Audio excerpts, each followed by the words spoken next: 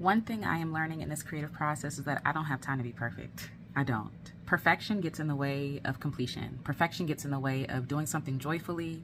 Perfection just complicates everything. It makes everything complicated for no reason because we feel like we have to be perfect to be seen or heard or taken seriously. That stops us from committing to and finishing something. And I think what I'm really open to right now is just doing it. Doing it raggedy, doing it messily, just doing it and figuring it out as I go along. Like, it's not important, the package, like we can worry about that later on. But while I'm in the beginning stages, while I'm just trying to get going and build my confidence and my strength, I'm focused on doing the thing rather than being perfect. My focus is not perfection, it is prolificness, right? I want to be prolific. Meaning, I want to put out a lot of bodies of work. I have a lot of ideas and it can feel overwhelming and burdensome and it can feel like, oh God, what am I do with all these ideas? But the reason why I feel stressed about it is because I'm stressing myself out because I think it has to look a certain way to be seen, right? And it's like, no, I'm human, honey. I'm complicated. I am messy. I literally am a messy person. It just is what it is. And I think that sometimes our best work happens when we're not overthinking it, when we're not over editing, when we're not, trying to get ahead of what could go wrong and all. The best work sometimes, the best thoughts are pure and they're sharp and they're piercing through things because they're real and they're honest. And I think more than anything, people want what is real and honest as opposed to what is perfect. There is no perfect. Perfection does not exist, right? If we're waiting for perfect conditions, we'll never do anything. Just like the scripture says, if you're waiting for, if you're watching the sky, looking for a cloud, you'll never plant. And because you never plant, you'll never sow.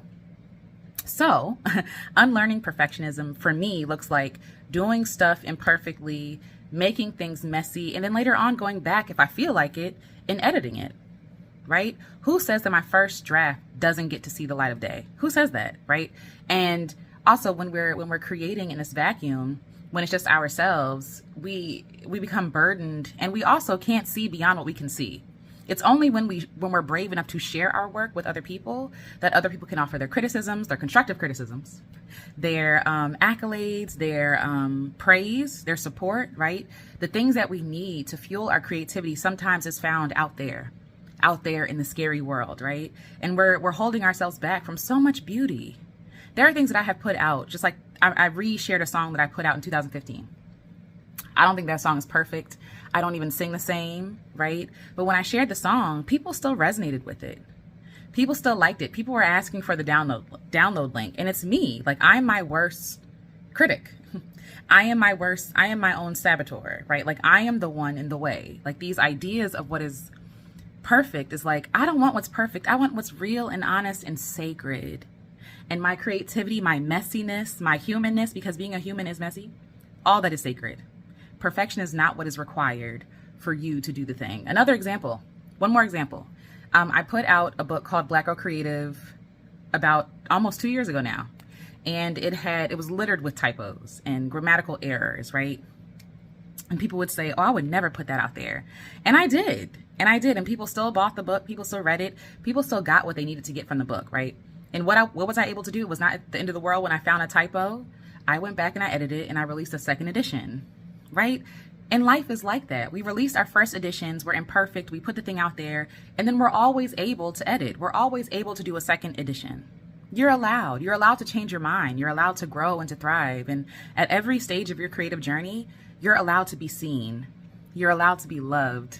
You're allowed to be supported, right? So don't let perfection get in the way of your creation. It's a block. It's unnecessary. Really sit with this belief. You are too sacred to be perfect. You are too sacred to be perfect. When we think of perfection, we think of things that are easily digestible, easily palatable. There are so many people who water down their message to be perfect, right? And they lose that magic. They lose that essence trying to chase perfection. You're too sacred to be perfect. And there's no time for perfection. There's no time. Like, that's what I'm really feeling for myself. There's no time for perfection. But what there is time for always is being human. What there is time for is creation, for connection. And connection usually is not perfect. We don't plan the perfect connection. Some of my best friends I ran into accidentally because I was living life, right? Some of the most beautiful people I have met accidentally. Some of the offerings that people have offered me have been given accidentally because I put out mediocre work. I put out work that was not perfect. I put out work where I went flat or sharp, or where there was a mistype or a misspeak or a misquote or reading the wrong statistics, right? Like, all of that is allowed.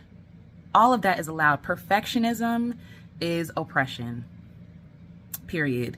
And it keeps so many people quiet. It keeps so many stories untold. It keeps so many songs unsung, so many works of art undone. And we feel that. We feel that in our bodies. But what if we removed the white supremacist lens of perfection and actually believe that we are enough, that we are holy, that we are sacred? How much work would you create if you didn't have to be perfect? What would you do? What would you press go time for? If you knew you didn't have to be what other people thought you had to be, if there was no shame, if there was no judgment, if there was no fear, if there was no risk of you being hurt, right?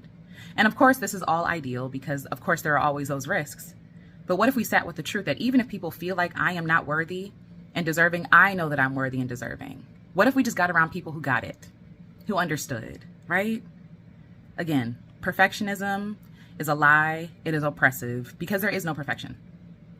There is no perfection. You go out into the nature, there's no perfect tree, but it is perfect, right? In our imperfections, we are perfect. Imperfections. In our imperfections, we are perfect. What if there's nothing wrong with you, actually? What if they've been lying to you this whole time? What would you create? What would you do? Do that thing. I believe you. I believe in you. I see you. I celebrate you. You are perfect. You are enough as is.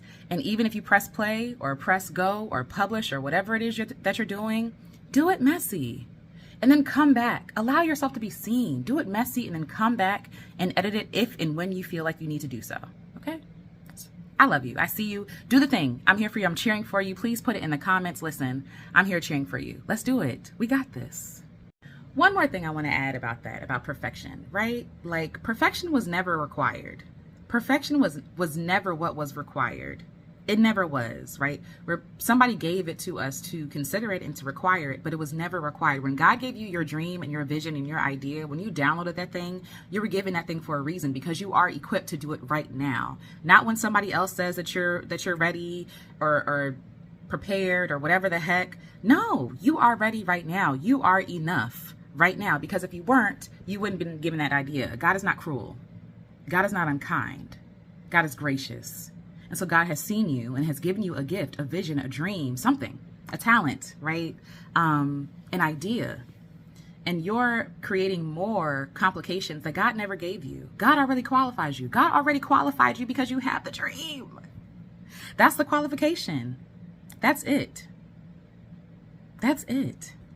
Like, you're here to get things done, not to be productive, but to follow the dreams in your heart, because we need your dreams. We need your dreams. We need you to follow your dreams. We need you to do the things, right?